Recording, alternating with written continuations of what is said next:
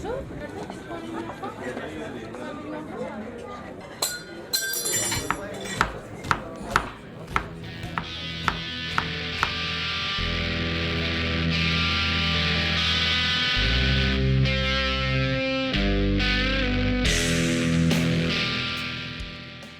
I'm still passionate about this. I've been involved in the street food industry now for 15 years, and I still really enjoy seeing new food traders come through.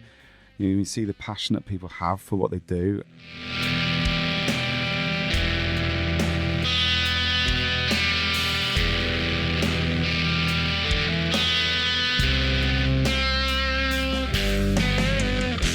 Yes, everyone, welcome to Breaking Bread. This is the positive Birmingham food podcast presented by childhood friends, Liam and Carl. Yeah. Brought together by our passion for food and Birmingham. Yeah, sold. I come round to your way thinking you've always been passionate about Birmingham. I've got there the last few years, haven't I? No, I like old man pubs and sitting there just drinking beer all day, so Birmingham's always been good for that. Yeah, that's true. Can't knock that. Now it's even better for everything. Yeah, we've just got everything else now. How you doing, man? Yeah, buzzing. Good. Yeah, I like how we do this, we sat for 2 hours talking before we do this. 2 hours. But they don't know this. You people at home or on the way to work, you don't know. We've got loads going on, man. We've been so busy. Oh, mate, I've wrote down loads of stuff to talk about before the guests, and I don't think we can put it all in, to be honest. No, we're going to have to split it over a couple of episodes. But where you been eating, man? Oh, it's been wicked. So we had Wingfest, which obviously is linked into this episode, and I think it comes up in the episode as well. Yeah, it was a co-production with Digbeth Dining Club. Yeah, and I'm not joking, Wingfest was fantastic. I know, when I first heard about it, I was like, that can't be a big thing, Wingfest. And then the more it got on and I seen clips of other ones they've done, I was like, man, this is going to be fucking huge. Because I remember, I don't know if I spoke about this before on the podcast, but when we went to the launch at Breedy's, and it's the same at all the launch, everyone's so excited and enthusiastic. Yeah. But then part of you is thinking, oh, hang on a minute, this is still Birmingham. This isn't London. Birmingham might not take to it as quickly as London did. I know you sell out in London, but Birmingham's 2 sessions, different. I thought they might struggle with 2 sessions for wings. And I'm not joking, mate.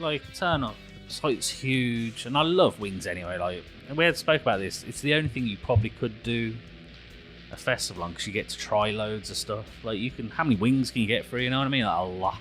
Yeah. Especially me. Yeah, you go to a burger fest. Yeah. As much as you love the idea of a burger fest, you won't eat more than 3 burgers. No. Not a chance. Even if you're splitting them with someone, you're going to struggle to get through a decent amount. So this is great. You can try loads of different people's wings. For me, Greedy's were the standout as always. Greedy's are my favourite. They're massively banging wings. But they were great. Poor Boys were up from London. They were fantastic. There were so many. I could sit here just naming great wing companies. Yeah. They were really all glad. fantastic. And it sold out on the first day. Oh, mate, the one we went to was heaving. There was axe throwing. There was wicked bar. The bar was massive. There was barely a queue to get a drink. They'd thought about it a lot. There was loads of options for booze. Loads of wings. The good people. And they all took it really serious. I love that, because it just goes. They'll go back now to London or wherever, and they'll be like, "Yeah, Birmingham, man. Why didn't we go to Birmingham sooner? We've been sleeping on our good Birmingham." They sold out the Saturday, and I was chatting to one of the organisers, and that was the first event outside of London that actually sold out. So they'll be thinking, we should have went there sooner, Mate, it was absolutely. It didn't help that it was one of the hottest days of the year. That was a bit annoying, because it was. I was sweating buckets the whole time. It just means we'll get more cool stuff, because people will hear about that and go, yeah, we should bring this to Birmingham. They'll probably love this. Just gets the cool stuff there. Mate, it was wicked. I cannot wait for next year's if they bring it back. I'm presuming they will. But it was so much fun. And then every year, this is the 3rd or 4th year, we've worked closely with them, done podcasts with them in the past. Beer Central. Yeah, Beer Central's back. That was back. Good to see it back. Good to try some good beers. Tried loads of mate. This year I went all out. I was going all imperial stouts this year. Go big, go home kind of thing. Yeah, that was it. 10% or die. Yeah. So I was all these 10%ers one. There was one from Black Iris that was fantastic, and Digbeth had a wicked one on, and it was great. And there was a lot of people there I knew. It's one of these things now, you bump into that many people, you end up knowing loads of people. So we go to an event like this, and you spend the whole time chatting, really. It feels a little bit like an industry party with all the different brewers and that there. It does if you go on the right night, yeah. Because obviously we've had a lot of the people on the podcast, Yeah. the local people, and all know them anyway. So yeah, it was wicked. Another Lovely. festival. The Saturday looked really good. I went the Friday night. The Saturday looked better. I'm not going to lie. It was cold that Friday night. Just so happened to be the first night that went down to 10 degrees. Like. First cold night of since summer, and it was absolutely freezing. I was so cold. I mean, it's good. Keeps your beer cold, Yeah. but you don't really have much in your glass anyway, so you don't really need it. Yeah. No, but I think a summer vibe. I think it's more of a summer thing. It Summer needs to be thing. warmer. Like the Saturday looked great. Like the Saturday day session. 'Cause it was warm that Saturday. It was sunny. Yeah. I think beer's better in the sun. Oh, I went to Party of the Year. Party of the year. Mutt's Motorcycles. Oh man, I'm so good. I missed Kings this. Norton, their first birthday party from their beautiful site. And I mean, this is weird to say for a place that does up motorcycles and does all this stuff for motorcycles. The building's beautiful. Like, it's jet black. The inside's jet black. It's cool as shit inside. They've got a wicked coffee shop. Like, I want to buy a motorbike now. Like, I want to buy a motorcycle. Yeah, I after want one of seeing their it, yeah. motorcycles. And it was wicked. It was organised by Belle that works there, and she's fantastic. They had 3 bands on. 3 free bands on. Like, Yeah. where do you go to a venue where it's like there's no charge to get in and they had bands on? Bands on. They had good food on. Like, I had disco fries and they were fantastic. I've never had them before. Street chef is there. You know, I've had disco fries loads. Wicked, mate. Yeah, I know. Well, I know now. Disco fries is your side, isn't it? To go with, I don't bother getting fries from anywhere else if disco fries are there. You get your main dish from somewhere and then you go and get your disco fries. No, I just had it was called Tika Turner. It was in Nice. Tina Turner. Which Vaughan had a Tina Turner top on, so I thought, oh, I've got to get them. They just happened to be really good.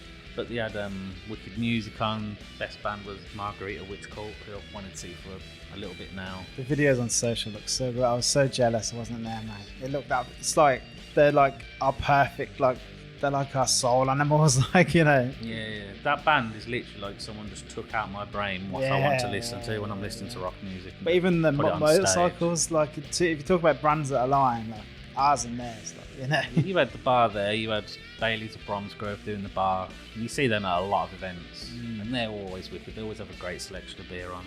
Just wicked. You said there's going to be more events coming up at Mutt's. Yeah, there's nothing definite yet, but there could be something around Christmas time, maybe. So keep an eye out for that. Yeah. Because Oh, mate, I told them, put me I down won't for be missing anything it they do. I'm going to it. I definitely won't miss that again. Not a chance. No, yeah, I bet you'll get to. Yeah, mate, I was devastated. A lot of fun, mate. A lot of fun. Talking about kind of big events, and we kind of touched on street food there. Today's episode, they created a street food scene in Birmingham. It's just epic. I mean, everybody knows Digbeth Dining Club. Yeah, just huge, man. You can't say street food in Birmingham without them being involved. It's What? a great podcast as well, listening to like how it started and his vibe, and really like you really buy into what he says. Like, he's really convincing. You can tell he really cares. What comes across for me is how much he loves food. I mean, it goes without saying most of the time you have to like love food to start something like this, but you'd be surprised how many people just do it for the money. He genuinely loves food, and how much he just loves meeting new traders and bringing them through, like, and following their stories and being a part of the story. Like, that's massive for Jack, isn't it? Yeah, but all these people, like we talk about it obviously in the podcast, they start off with street food, but now half of them are restaurants that That's what I was started going off to with say. Like, you know, he's created a street food scene, and now they're creating like the kind of casual middle ground as well. You know, Baked and Brick, OPM, Meat Shack. Now you got Buddha Belly. Well, yeah, all these places, like, he's helped get them where they are, and now they're opening restaurants. So They're you all can say he's opening helped the restaurant scene as well as the street food scene. That's what I mean. That middle ground that we're always moaning there isn't enough of. We've got loads of street food, and we've got loads of Michelin stars. We haven't got a middle. These middles are coming now. Vietnam, they're all coming. They started off on the street food scene. It's hard to put into words how important Digbeth Dining Club has been to Birmingham. Yeah. Just an episode we've obviously been wanting to make for ages. It just took a Yeah, while. on like the original list of what we drew up when we Yeah, first of started doing course. podcasts. Like, it was on the list. Jack, Digbeth Dining Club, you're gonna talk to him, and you gotta, like, what's the Birmingham food podcast where it's talking to Digbeth Dining Club? It's not, Yeah. it's criminal. It's took us this long. Yeah, to, it's criminal, but we got round it. COVID. I'm blaming COVID. Everyone Yeah, blames COVID COVID. fucked COVID. up a lot. I was gonna get him on then COVID, you know. COVID's not an excuse now. Yeah, really interesting listen. It doesn't affect the podcast at all, but it's very enthusiastic, man. He was banging the table as he talked, and it's always the way when you get people in fits. There is you might hear a bang like throughout the. Just ignore that. It does go away. You don't even think about it. Nah, this is normally what I get in trouble for, though. Yeah, can't normally bangs the table, but usually doing something. I can't keep still. You can't hold someone back when they're that enthusiastic, mate. You've got to let them go and then just apologise for the banging afterwards. Yeah, it was a wicked podcast. Don't let it put you off. Listen to what he has to say because it is fantastic. We absolutely loved making this episode, as we love making all our episodes. We do this podcast purely for the love of Birmingham and its food, and we really hope you all enjoy this too. Ladies and gentlemen, Jack, Digbeth Dining Club.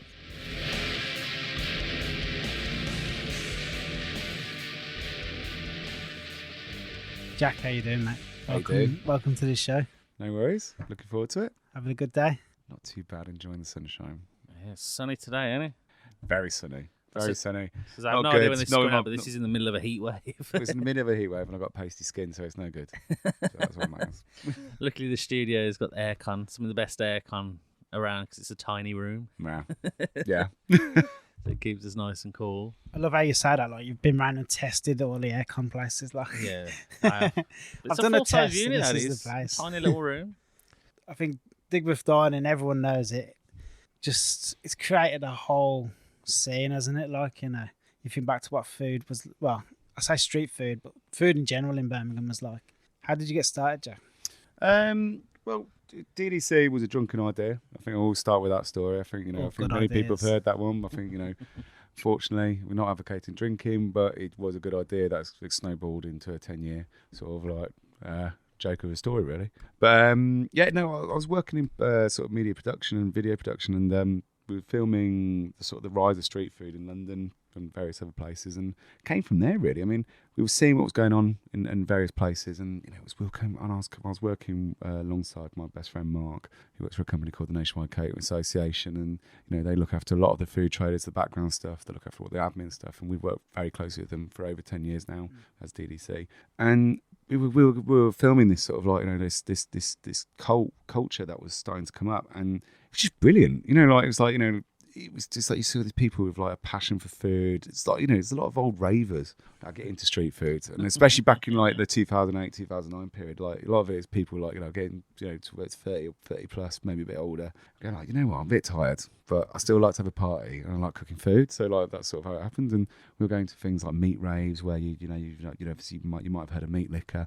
He'd put a tweet out when Twitter was in its infancy, and I'm going to be in this car park here, and you get queues of people, there'll be some music going on, and it was just like, this is great. And it was like, right, we want to bring this back, and we were coming back to London, talking ideas, going to people, we love this street food thing, and then you get like people go, what street food? Go like, it's the future.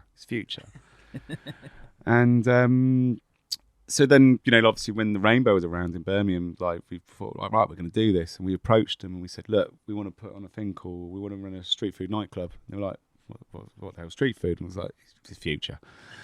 And they took a punt, and they had this new space, which was Spotlight at the time, and it was an old taxi repair warehouse, and we had a little bit of space outside, and we did all this like with all my bulk media stuff, like we did all this like subliminal messaging going like street food is the future, blah blah blah blah, and it sort of paid off, and a lot of foodies took attention, and we sort of collated a lot of local traders like the Meat Shack. Original Patty Men were working for Luke, like then they were coming over, like finishing at Luke, designing jeans and coming over and like setting up like things and everything like that. And we took a punt, August Bank Holiday 2012, and like, I think about 2,000 people turned up over the first weekend. I was like, yeah, we've cracked it. This is brilliant.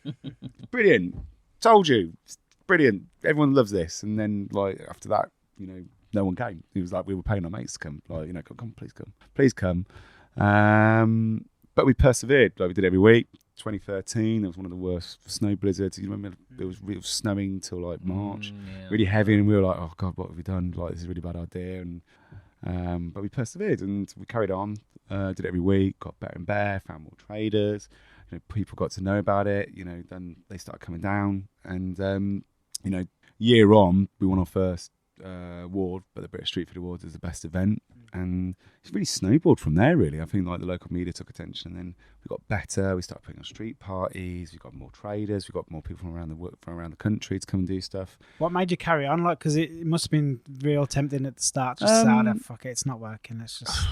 I don't know. I mean, like, you know what? I was really lucky actually, because I sort of put my media stuff on the side because I was freelance, and there was something telling us that we had to carry on with this, and I put part and soul into it. I was really lucky. I was like, you know, where I was living, like my friend, she didn't let me pay rent for a year, you know, so I was able to sort of like have a go at this, and we built from there, and it was brilliant, and like, you know, it's gone from there to, you know, like obviously we finished that in Digbeth after 8 years, you know, we're to the point where we're getting 6,000 people, and you know, gone on to do everything else. So you say lucky, but it would have been very easy for you to get. I mean, there must have been times where you were very downhearted. You were thinking, no. Oh, 100%. To keep going after that, that's not luck. That's I think that, you know, like, you know, I'm still passionate about this. You know, I've been involved in the street food industry now for 15 years. In some guys, you know, with some guys or another, and I still really enjoy like seeing new food traders come through. Like, you see the passion that people have for what they do, and like, you know, I think. The thing about the street food industry is like you can come from any background. Like we've had people who've worked in Michelin-star kitchens. We've had people who've like come from like, you know, they've just had a job, but they've got a passion for what they do. You know, like, you know, you look at someone like Andy from Low and Slow. You know, he's been working with us over at Hockley, and you know, he was just a real passionate, you know, smoker at barbecues. You know, you have Jamie from Greedy's. You know, they've gone and opened a place in Sturchley. He was a bin man. You know, and he would finish his shift at 6 o'clock in the morning, whatever it is, and then go and come and set up and do stuff with us, and you hear those stories, and you can't fail to be sort of like really emboldened and sort of like interested in what these guys do, and that's what we really like to give a platform for. Like, we're basically people that just try and give a platform to these fantastically skilled people. In the beginning, there must have been some that, like, I don't want you to name names or slagging them off, but there must have been some that weren't really up to it. Like, how did you filter out, or did you say from day one? Because I remember going like very early days, and it was pitched to me as like restaurant quality food, but like on the streets and affordable.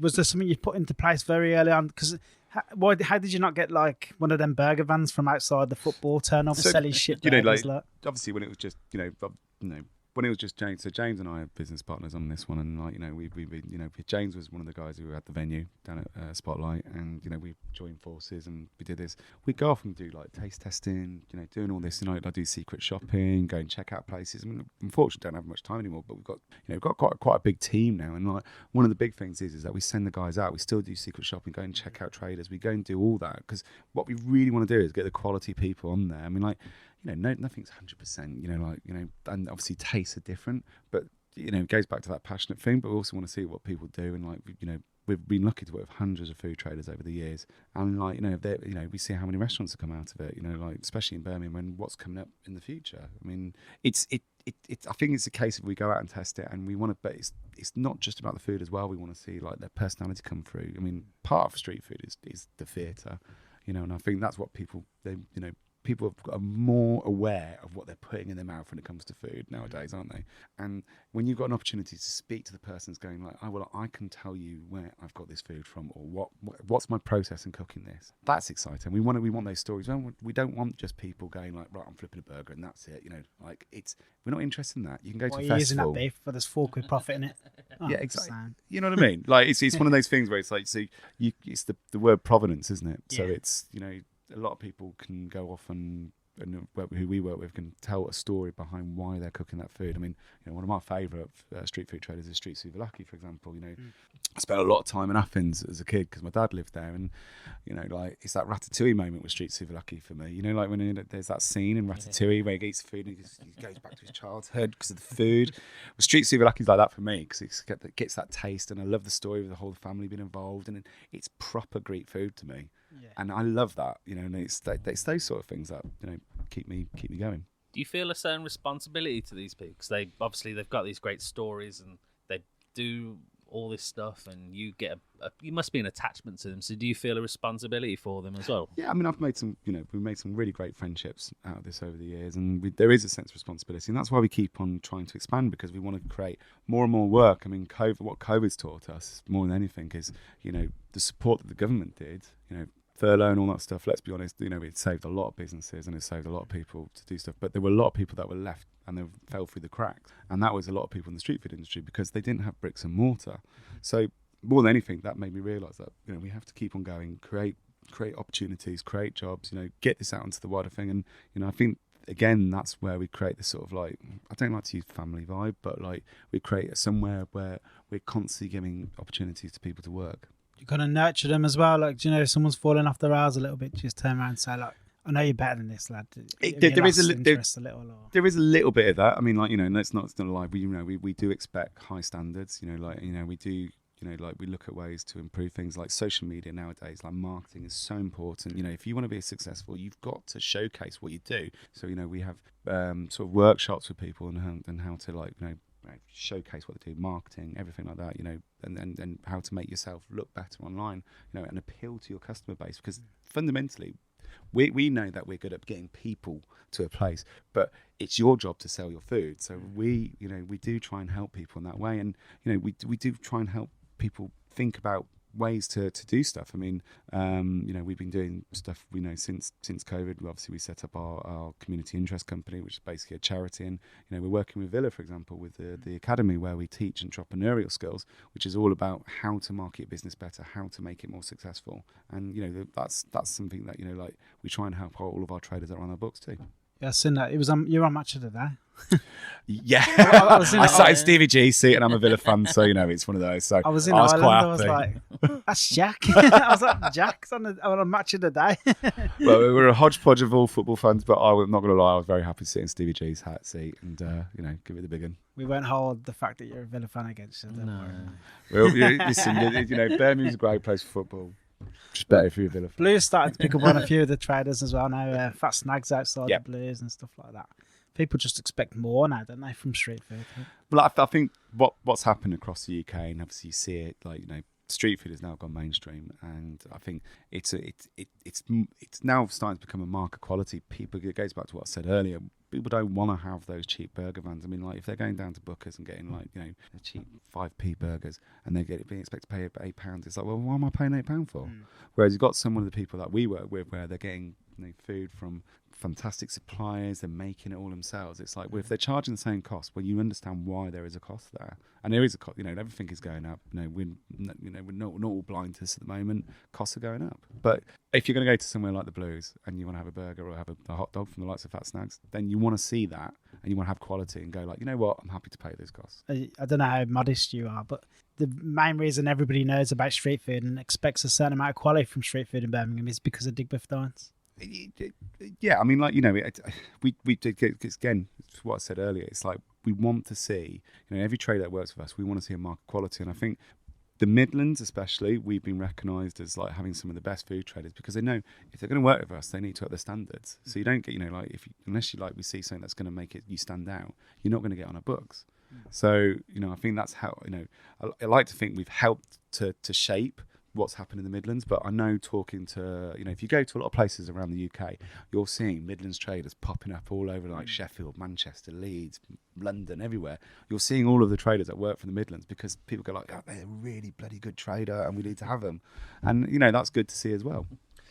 As far as getting traders on the books, say someone come to you and they've just started up a street food business, how do they get from starting up to being at your events? So we always advise. Obviously, we work hand in hand with the likes of NCAS, which is the Nationwide Catering Association, and what they really do is they give the support network that food traders can have. So they help with their insurances, public liability, making sure that they are safe, and that's the most important thing. And that's why we work with so many councils, because we work so close to these guys to make sure that the standards are high. All of our traders got high hygiene ratings, which is great. So we put that in place before you start. It's that's a requisite. You've got to do that stuff because it's important. We want to make sure that if you care about your business, you care about your back of house, especially when people are new to the business. We always say, look, go. There's lots of new events popping up. Go and work on these events. If we like something, we see someone who's got some good food, say, look, maybe you're not ready for us, because we know that we're going to get busy, and it might scare you sometimes if you've got hundreds of people queuing and you're going I don't know how to cook this so quickly, and believe me, my business partner James, if he sees you slow, he's going to come down on you like a ton of bricks. So you need to learn how to cope with maintaining quality, but also speed of service, because no one wants to sit around and wait for so long. I mean, like, we've had times where someone's been so popular and you're waiting 40 minutes for food and you're queuing. It's like, well, that's not a fun experience if you're coming to an event. So that's one of the key things as well. So we sort of guide people in terms of what's the best thing to do. Go and do small events, and we do some of our smaller events as well, where we sort of guide them in and see how they operate, and we help with the operational side of things, because we do understand it. If you come to any of our events this summer, they're basically festivals every week. We run festival operations every week, and we don't sleep, but but we know what we're doing in that terms. Well, that's it. You've got a big tour at the moment. You're seemingly I mean, you must be working so hard at the moment, because it's your 10-year anniversary and this big tour, and the tour just seems to grow and grow and grow. Like, I thought I seen a list at the original list. That was just that was part just one. That was like just a snippet of what was going to happen. What we try to do is we like to take it and show it all around the West Midlands and parts of the East Midlands as well. There's some and nowhere's off limits, basically, because fundamentally people want a good cheap day out. Like, we've always tried to maintain our events at a cheap cost. Like 2-3 quid to come and entry. I mean, like, because like you look at so many things sometimes, and especially now, it's difficult to take your family out. If you're a family of 4, and we can say, look, it's just like we've got kids entertainment, we've got music, we've got food, we've got drink, come and enjoy the weather, and especially this summer because the weather's been fantastic. We're trying to just offer a really good product, affordable for families, and that is our demographic as well. Like, we love having families, but we love having the cool kids. We love having the older people. It's like, it's one of those things where it's like, it's a democratic sort of process to everyone to have a good time. Yeah, I went. You did one in Shirley. It wasn't the last one you did. It was the one before that, and it was so good. It was like a proper fun day. It wasn't as busy as well, because I remember you did one a couple of years ago in Shirley, and the queue was it went through Shirley Park, all out of Shirley Park, then all down the Stratford. Like, it was already busy inside. Well, the nice thing, like somewhere like Shirley, I mean, like, where we host it, it's like you've got loads of houses around there, and like, it's a fun way to spend a Sunday. Like, we're going to put a little party for you guys. Come down and enjoy it. You can bring all the family. It's not going to break the bank. And you can go, it all finishes at 6-7 o'clock. You probably go off to the pubs, have a good time, or go back for a barbecue, whatever. But it's just there for a nice little day out. That's it. The numbers at the last one were fantastic that I went to. Like, just right as well. You can get the bar, you can get the food. That's the whole point. It was like brilliant. How much? I can imagine Birmingham's a hard city to predict anyway, but do you do a lot of work into trying to predict the numbers and trying to work out all the logistics of it? Literally, we spend hours and hours and hours and hours and hours and hours and hours trying to work out numbers, like the weather. I've got about 74 weather apps on my phone. I've got windometers, we've got rainometers. It's hard, and it's part of the culture of the events and street food industry. You just don't know sometimes how you're going to be affected by it. But we sort of understand what our demographic is, and again, it goes back to that case of like, we're open to everyone. There's not many. I don't know many places, and that's one of the things that has been to our benefit over the last 10 years, is like saying, look, it doesn't matter what your background is, what how old you are, whatever your thing is, it's here for you to have a good time. That's all it is, and I think that appeals to people, because it's like, should we just go and do that for a bit, And I think that's part of the appeal, really. Well, so you can pop in, like, I'll be walking the dog and be like, pop in, exactly. Say a couple of hours, a couple of beers, some food, or you can go there, set up and be there the entire day and make a whole event out of it. That's what we enjoy it, and it's nice. We still we've still enjoyed doing the event build, and we've got a fantastic team that really love it, and you can see that in some of the events that we do. It's our team loves doing it. You can see why it works from customer point of view, though. Like you're saying, just nip in with the duck. I mean, if you're going for a meal, it's a commitment, especially if you're a family. Because is the child going to be able to eat there? If they're not, you're going to find someone who's going to look after them. Are they going to like what's on the menu? Restaurants are a commitment, whereas Digbeth Dining, there's something for everyone. Everyone can just nip in. Well, I mean, I personally, I love going to restaurants. I mean, it's definitely my hobby. Yeah. I have to pay for all the bills with my wife, though, so it's like I'm definitely feel it in the wallet a lot. But like, I really love the experience going to a restaurant, and sit down service. Like, you think about Birmingham, we've got some fantastic Michelin star restaurants, and I love that experience. That's a really nice. I don't go to them all the time, but it's a nice experience. You forget sometimes some people just want to go, like, especially if you're coming out as a family, and like, I've got big family. So when we all get together, like, you know, nowadays they all come down to Hockley Social Club, and I know that, like, you know, my mum loves Butter Belly, so she's gonna go and grab a Butter Belly. Like, you know, my little nephew, you know, he's 5 years old. He wants some chips or some ice cream. You know, you can go to confection. You know, and everyone can go off and do their own little thing. And I think that's lent itself as well. It's like, especially when we're in Digbeth, where you're rotating so many traders every day, which was a massive amount of work.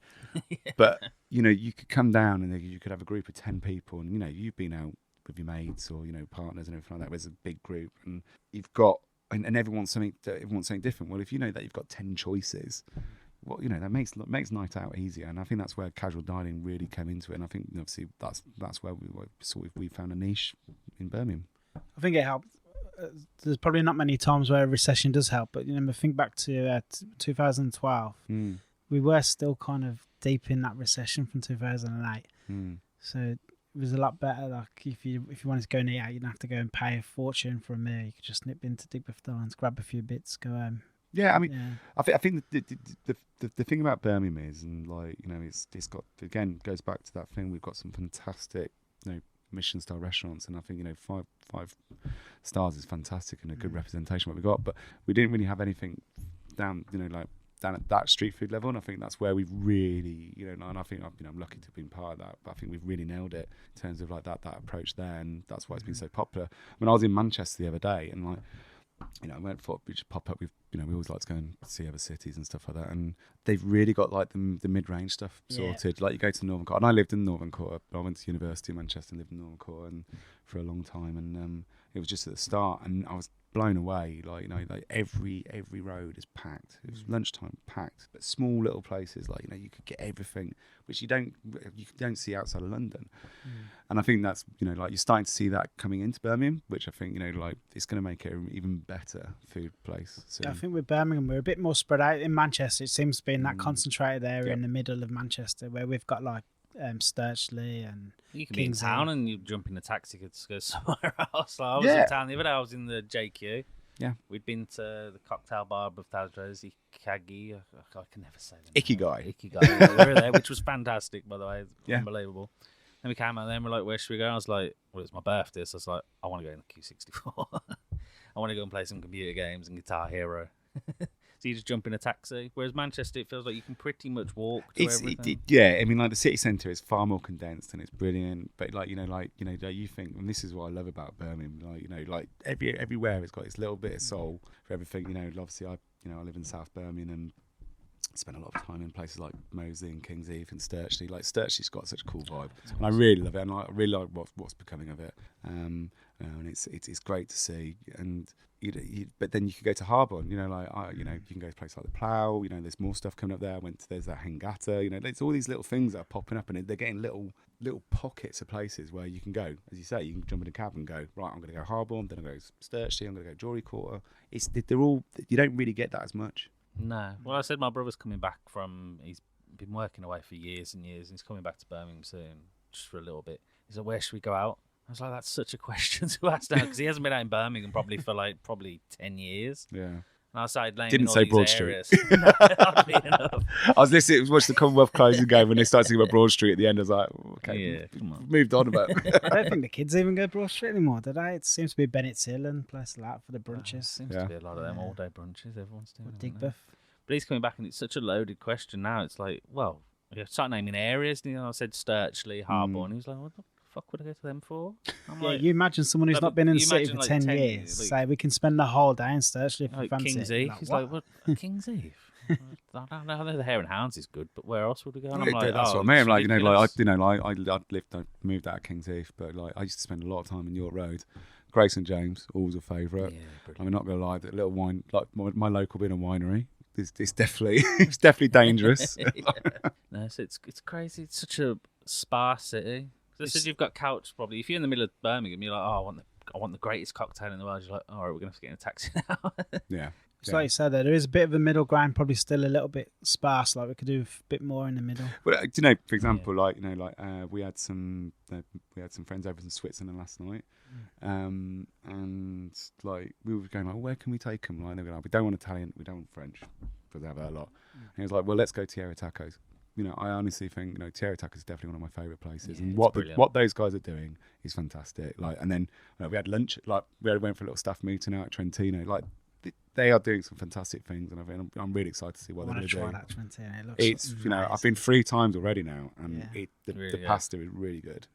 But you got a place like Tropea popping up in Harbin as well. That's been brilliant. Like the food is like these mid-range places like which are affordable and good nights out coming out, and I love it. It really, really Birmingham's got known as a foodie city. And we got recognised for that. But what's coming next? I'm buzzing for it. Really, I honestly am. Especially because that's not good for my belly, but but in terms of culinary experiences, it's definitely something I'm looking forward to. A good few of them come from the Digbeth Dining scene, though, haven't they? Like your Living Baked and Brick and all them that have set up shop as a proper restaurant. Not proper, you know what I mean. But it's exciting. You've got Herberts going in down in Sturtley as well, and obviously OPM, Original Patty Men, were the first ones to go off and do it, and it's great to see what they've done. And they're still successful.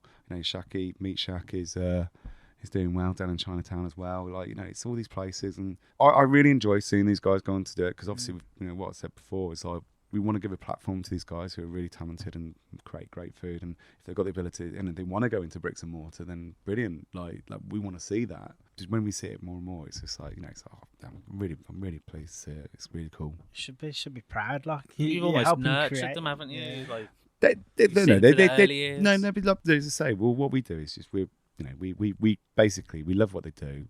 When we say, look, we're going to bring people to what you do, and that's what we want to see. So, and it's it's just that's something that I really like to see. This might be a weird question, but do you have any ones that no longer do it and you kind of miss? Hang on, let's have a think. I'm just trying to, because unfortunately with COVID, it did take out a few. Who was it? I'm just trying to think. I'll tell you, when I used to, every time it was there, I made sure I was going down for it. And I can't really say the name properly. They were French. Le Grand. Do you know what? That was the one. Grande Viande. So actually, notice if you do miss him, so Tom, who runs it, he was actually his family run a butcher's down in Tettenhall, Wolverhampton. So they've opened the restaurant down there. So it's definitely worth going to check the food out. So their food is really good down there. And I keep on trying to persuade him to come back out of retirement, because it's I did like his food. So there's a good one, because they didn't have any fancy branding, nothing. It was just proper butchers doing really good food. But he does have a restaurant, so it was part of the butchers as well, so you can get the meat as well when you go there. So I'd definitely go and check it out. I'll get my phone at the end and I'll write it down and find them. Definitely. I feel a trip coming up. Mate, they were incredible. Did you go to them? Do you remember I don't think them? so. They used to do the pork belly, or there was another option. I think it was shin of beef or something. They had the two. There's some really good options. Just get both. Yeah, the best. Don't argue, just get both. Yeah, incredible. If you were going to do one yourself, is the one you would do? Well, we did sort of introduce it, because obviously I don't really, I like cooking. I like to think I do good Indian food, but my wife's Indian says I don't, because I don't cook it right. So I don't think I do. So I get told off for cooking that. But we did, Hockley. We thought, what we need is really good cheese boards and meat boards and toasties and stuff like that. So we went and did it really well and called it R&B. So we did that. Nice. So it was it'd been a running joke for ages, but we sort of it just became too laborious, so we just put it to the side, set it as a site. So we sort of touched on it, but it's I don't think we'll be going into that again. No, don't fancy that. No. let the talented people do it. You mentioned your wife's Indian. Yeah. Where'd you go to? Did you go anywhere for Indian? Do you have the Desi Grill is definitely our favourite thing. Yeah, you've been Soho Tavern. Go Soho Tavern a lot. Oh, yeah. Hen and Chickens. To be fair, with Hockley, Hen and Chickens is actually our local pub. So I do get told off, because I end up in Hen and Chickens probably about once a week. She goes, I can smell the grill. I go, no, I haven't been to Hen and Chickens. Go, you have. Most lads get, I can smell someone's so that's why we went Trentino today, because should we go Hen and Chickens? It's no, because we'll get told off, because we get found out. So we're all married or partnered off. No, we're very lucky in the city for them, aren't we? Yeah. Yes. There's some great ones. I mean, I used to live near to Covered Wagon as well, which is another good one. Yeah, it's probably the one we use the most, isn't it? Yeah, Yeah, closer to it's our great. house. I love it. I love it there, yeah. Especially it's when always the football's packed. on as well, yeah. It's always packed. We used to go on a Monday night after recording. We tend to do a lot of these on Mondays, and not many places are open on a Monday, so that was a default place to go. It was still busy. And it's such a great thing in the Midlands days. I mean, I think it's something that like I love about the city. I mean, we're in the Midlands as well, so that's how diverse it is. And what we've done is we've taken the guys have taken an old pub, converted it, gone like, right, what we need is football. And we need mixed grills and good pints, and it's just like the best combo in the world. Like I don't blame I can't believe not many places around the rest of the UK haven't cotted onto this. No, I don't. Every time I see a pub close, I'm like, oh, please be a Desi pub when you reopen, please. Yeah, I mean, no, it's great. I love it. It's not up. I'd love to open one, but I'm not allowed to cook Indian food. I feel like all the best ideas ever are always like, oh yeah, why didn't we think of that? Yeah. Beer, curry, mixed grill, football. Yeah, but it's so my brother-in-law, when he comes down, it's like we go like, oh, where should we take him? Because he lived in Shrewsbury, then he moved to Lincoln, and obviously they have that sort of thing there in those places, and I go, oh, should we go somewhere nice? And he's just like, he wants to go to a Desi pub, so it's like literally just go to a Desi pub, and he's happy, so that's all that matters. There's nothing wrong with that. Yeah, but then you can't be a bit of a fame as well. What Akhtar's doing is fantastic. I love it. I mean, it's just great food, isn't it? I mean, I go there all the time if I could afford it. yeah. It's just the money, isn't it? Now, yeah. Like saving it. It's that soft shell crab. That dish is amazing. I love it. The potato. I love that potato dish. The one he done on MasterChef, the professionals, the final. Yes. Oh, that was unbelievable. That is. We kind of interrupted and then skipped everything, but you kind of finished the story where you were still in Digbeth and it was getting popular. Obviously, we know how popular it went on to be, but obviously now you're no longer in Digbeth. So how did Hockley come about, and why did you move? If you want. So basically, we were getting really busy at Digbeth. Like we're getting 6,000 plus coming through the doors over 4 days, which is great, fantastic. But we didn't have any space, and it was like, we were doing a lot of events, and we had an opportunity. Like we were like, we were looking. We just wanted a space that we could do some of our events. Like we've done things like Sear and Smoke over the years, Taps, which is our beer festival. So we're like, rather than hiring out spaces, why don't we look at a space? We also needed an office because we're expanding with our team. And I don't know if you've heard of Javelin Block, but we'd been talking to Stuart, who has some of the really nice buildings around the Jewellery Court, and he had this space, and we've been talking for years, and came across, and it was like, well, let's move in, let's go for it. We'll carry on doing Digbeth, and then we'll have a space when we want to do Taps, when we want to do Sear and Smoke. We've got a space that we can use. And COVID happened, and it was like, oh god, and obviously everything shut down. It was like, right, well, like a lot of businesses, we had to think on our feet. So it was like, well, okay, well, what do we do? We've got traders that can't work. We've got friends who've got independent bars like Eat Vietnam, Couch, 40 St. Paul's. They can't open. So it was like, let's create like a hipster supermarket, click and collect. And it created I don't know if you guys came down, but created basically like an airport terminal where we created our own. We worked with our friends, created our own booking system, and it sort of came from that. And so we were doing click and collect, to help save the business. Like a lot of businesses, we need to find, the ability. And I think probably my happiest achievement over the last few years is that we didn't make any redundancies. It was really important. Like I wanted to maintain all of our staff, and that was key to everything that I did. That I made sure I kept people in work. So we did that, and then obviously Warwick came along. That's another story. But we realised with all the COVID restrictions in Digbeth, like, the old Digbeth site wasn't becoming achievable because obviously you had the 2 metre rules. And we worked out, well, if we do that and put food traders there, we're going to have about 40 people. And it's like, I understand why they're doing it, but it's like, it just didn't become achievable. And, from the venue's point of view, obviously they're a separate business. We were the event promoter in there. So obviously they've been a partnership for 8 years. It just wasn't becoming a viable option anymore to operate there. For them to be able to operate as a business, and for us to operate as a business, it was like, so we realised with Hockley, it was like, well, actually, if COVID happens again, which it has done, we've got a place where we can create an outdoor space. If we need to do 2 metre spacing, we can we can do that. We're still by fitting, we can still fit hundreds of people in without people being far enough apart, and we can be a bit more creative. I think, like, in a way, for me personally, I feel like we sort of got to our creative end in Digbeth. We couldn't really go any further and wanted to create something new, which was a bit more in keeping with where we wanted. So we wanted to create Hockley, where we had like a really cool, like we had food traders that we really liked. We wanted to do elevator street food. We wanted to put a record shop in with our friends at Cafe Artem and put different kinds of music. Maybe that wasn't just aimed at like a house sort of like a night out sort of crowd, because that's what Digbeth become. It become sort of a magnet, and you see what it is like now. We started to attract a lot of the hen and stag do's, and that's not really my vibe, because we still wanted it to be somewhere that appealed to the foodie crowd, and that's where we wanted to take it back. So Hockley was sort of like a vision of, well, we want to get people who are really into good food. They want to come out for a good night. I'm a little bit older. I want to see. Want somewhere where people can sit down. There was a lot of standing at Digbeth. No, we're not going to lie. So it was like a lot of seating, and we wanted to be a bit more creative. And I think you've seen it over the last year, like where we've joined up with like the likes of CBSO. Where we've said, look, let's make classical music interesting. So we've done stuff like that. We've just introduced our comedy night. We're working with some big like comedians now, and it's doing all these sort of things where we could be a little bit more creative and go like, well, you know what, we want to do that. And I think we didn't really have the opportunity because it wasn't our venue. Where we do have that now, and you're seeing that across all of our venues as we keep on opening venues. It's like well, we're putting our little stamp on it, going like, well, this is a DDC sort of like vibe that we want to go down. And it was a good time to go. I feel like it's I think not everything has an ending, but it's like I think it's good to keep on progressing and trying to change things and not sitting on your laurels. That's it. The Hockley site's fantastic. It's quite big. The bar's massive.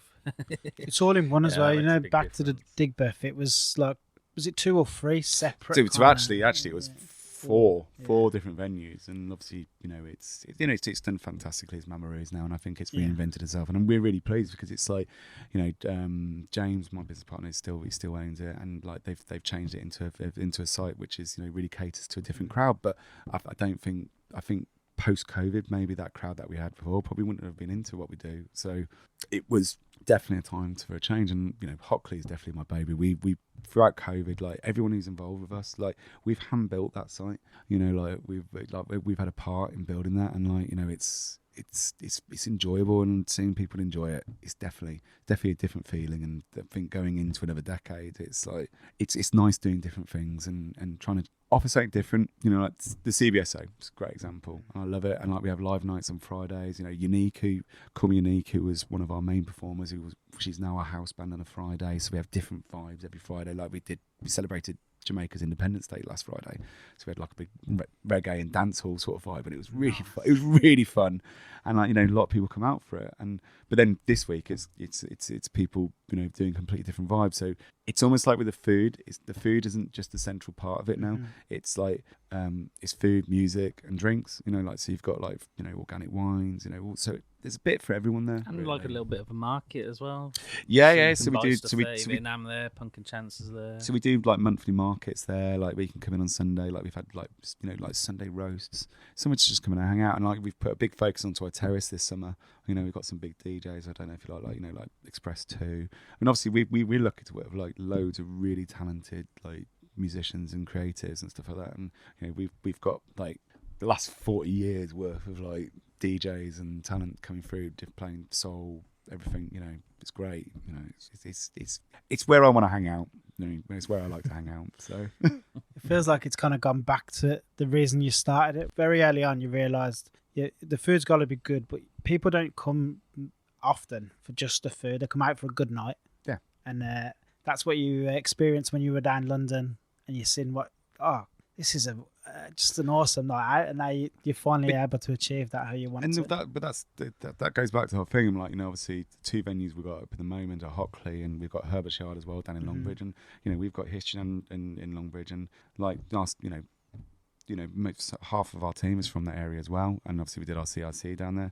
Like if you go to, I was down at Herberts on Sunday, and like you've got families down there, and you've got the garden, and it's like really nice, and you've got rotating traders, so it's like the old DDC, like you've got different traders constantly, and then but if you want to go to like more of an adult theme, you can come to Hockley. So it's like if I live in the middle, so it's like go that way I can go for like a nice like day out, and then if I want to go for a night out, I can go to go to Hockley.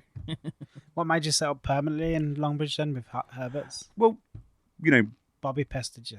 Bobby, no. Bobby didn't know. To be fair, but Bobby is from there, and he loved to peacock around there, which is great. So it's like king of Longbridge. He doesn't call himself. I call him that.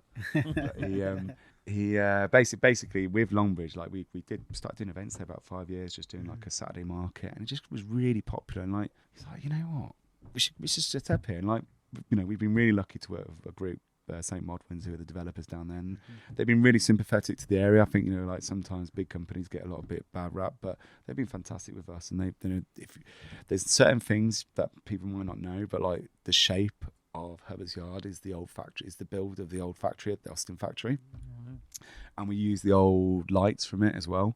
And they've been fantastic to work with, and they've put a big focus on promoting the area and creating it into a community hub, and they've given us the ability to do that. And it's really nice doing it, and you can see people do it. We do a lot of stuff with the charity down there. It's nice because you think 20 years ago, we're longer than that now, because I remember like the marches when Rover was closing down, and like Longbridge has been left behind for a long time, and it's really nice to go to areas like that where like we're part of a regeneration. Like it's not just going to there's no criticism here at all, but we're not just going to Bennett's Hill. We're not just going to where everyone else is. We're going to Hockley and going like, well, we'll start that. Because 10 years ago, no one was coming to Digbeth. Now it's obviously, full of ball pit parks and crazy golf and various other things. But we were laughed at when we said we're doing that. And there was a little bit of laughter when we said we were setting up in Hockley, but we're still getting people to come down. And, going to places like Longbridge is great because it's like, I'd say, has it been sort of neglected? But there's definitely it's been left behind at points, and obviously we're seeing changes happen. So to be in there and going and seeing people going like, we're really happy having this here. That's a massive buzz, and it's more important than going somewhere and just going like it's just about money and going like, oh, we're here. But it's really great giving something to the community, and we do like in the week we hire out the space, so like it's available for people to do community stuff, and that's really fun. Because you think for years it was just vast space there, wasn't it? All around there, and then they built the retirement village, but then they've built like thousands of houses, haven't they? Yeah, and you know what, and if you start to see a growth in the area, it shows that actually, and it's what we said earlier about the fact that like Birmingham has got different vibes in different areas, and if Longbridge can have that as well, and and we see more of that happening, even more better. I mean, like we need to see investment across the whole city. And then you need cool stuff like yourselves to be there for people to be like, oh yeah, I wouldn't mind living there. Look, you can walk up to Herbert's Yard. But that's it. Where everyone lives in this city, they deserve to have like things to do. Like it's not just the atypical things, like and that's what we're lucky that we get people coming from Worcestershire, but you also get people coming from other areas of the city, and it means they don't have to go into the city. There's something for them to do as well. But yeah, I don't know if it's more family. I know you said it's a more family vibe, but I definitely feel like it's a more family vibe. So I went there with my daughter. She's only 7. She absolutely loved it. But there was loads of families there, loads of kids just running about. Well, we like last I was there, so I went down there with my wife on Sunday, and the really nice thing we've got a team down there that is all from Longbridge. Every member of staff is from Longbridge, so they're invested into it. They love it, like, and it's like a little sense of pride as well. Going like, look, this is ours, and I love that. I really do. Hayley, who is our GM down there, like she lives across the road, and she leads a great team, and like so you know that this is almost like a local project, and obviously we've got some of our team from Longbridge as well, and so they understand what people want to see, and there's a big family demographic down there as well, and it's lovely to see. But you can get the great thing is like you've got the shopping over there. Like if you're going to your shopping in Sainsbury's or you're going for a coffee, and go, oh, do you know what? I want to fancy some street food, and it's a bit like what we said about the events earlier. It's you can pop in, you can pop in, have a drink, get some good food, toddle off. It's free. And you've got parking as well. It's always free. When I went, it was free anyway. So yeah, and obviously it's got great parking. Yeah, was it 3 hours free? 3 hours is perfect. Yeah, it is perfect. Yeah. Then you can take a run up the Lickies after. There you go. You might need to after a load of food, especially if Greedies are there at the moment. Greedies, that's what we killed us. That was. You're like, I'll just have a few wings to start with, but then I have to try everything. I'm a nightmare like that. Have you got anywhere else kind of planned? So we're hopefully we've got some other things coming up. We're looking at places like the Black Country. We're going to be doing. Hopefully we've got. We are looking at coming back into Digbeth. There's some things popping up. Hopefully. So we're just working on that. So there are some exciting plans. We want to open more places. Do you feel a pressure that you have to be in Digbeth with the name? Not really. I think like what COVID taught us is like yes, we're wedded with a name, but it's more of a when people say, "Oh, it's Digbeth Dining Club," it's almost like a stamp of approval now. So it's yeah. I mean, it's just synonymous with us now, and I think it's become our umbrella term. But that's why we like to give each of our places a theme, and their own identity. They're obviously part of the DDC umbrella, but they're all going to have their own stamp of their own independent sort of vibe, and each venue that we open will be different from the rest. Do you have any kind of a classical orchestra's pretty far out, but do you have anything more far out planned for Hockley? Some kind of circus or something mad. I don't know. I mean, we nothing's off the table really. I mean, we always like to look at trying different things. I think it's so important to do that. Birmingham is a really talented and creative city. We've seen that with the Commonwealth Games, and did you have a stone cold heart not to be warmed? I mean, I was a bit like, oh, I can't be bothered. And then we had the marathon runners run past the house, and I got really excited. And I saw it, and I said my wife's Indian, but she's Indian Kenyan, and they had when they put on they did the meet and greet the Kenyan athletes down at the Millennium Point, and I've never seen her so excited, and she got to see her favourite DJ, she was favourite from Nairobi, which is brilliant. But the you've got so many creative elements of the city. I was down at the Conservatoire watching rehearsal for some celebrating black orchestral music the other week, which is great, and that's led by the likes of the Hare and Hounds. They're involved with that sort of stuff. You've got the international dance festival. There's the melting pot of really great stuff, and what we've always tried to do is give it's what we said earlier about. It was originally about street food, but now we're going right, well, who else can we give a platform to? We'd love to, and we want to. We're lucky that we've got the reach now. We've got the ability to say, well, shout about things that we like, and I've always enjoyed classical music, and the chance to have the CBSO in and then do reworkings of Max Richter's Four Seasons the other month, and I absolutely love that. I like Four Seasons is beautiful, but Max Richter's. Is one that reworking that he did of Vivaldi's music. It was top of the classical thing, and a lot of people got into classical music. So to be able to showcase that was brilliant. And Max is like a gateway, isn't he? Max got me into it. And it's great. And so having all that and having a space where we can go, right, nothing's off the table. We want to see dance, we want to see all kinds of things. And as I say, the comedy is the next thing that we started doing. I think there's definitely you've got great places like the Clee Club showcasing it, and we want to just offer an alternative to that. Is the Penguin still going? No, the Penguin at the top of the. I have no idea. Paddy Kavanagh's. Don't know. On a Wednesday night. I used to go to one in Moseley. That was always good. Yeah. When it was at the Cross, that was always good. Yeah, they did in the room up there. I think they moved from there to the Paddy Kavanagh's. I think that's what they did. Yeah. Back in the day, that was for me. Yeah, the cross, when I used to run around, run around Moseley. The Dark Horse. Where's that? You might have just touched on it, but where do you see, if we think of the evolution of street food, where it's come to and where it is now and how far it's come, where do you see it going? Well, obviously we're seeing it mainstream, and I'm not going to lie, I can't stand going into a supermarket and you see street food seasoning and street food. So when you go to a pub and they're going, we've got a street food menu, you're serving burgers, mate. Come on, the key is street food. It belongs on the street. It belongs in an event. I know it's a loose term now. You could say food truck, like an Americanism, but I think it will continue to become synonymous with food quality now. A lot of street food, especially after the last recession, was because people couldn't afford to get into bricks and mortar, and you saw talented people who needed an outlet to get it. And let's be honest, you can start off with a gazebo, you can start off with a grill pan, etc., etc., etc.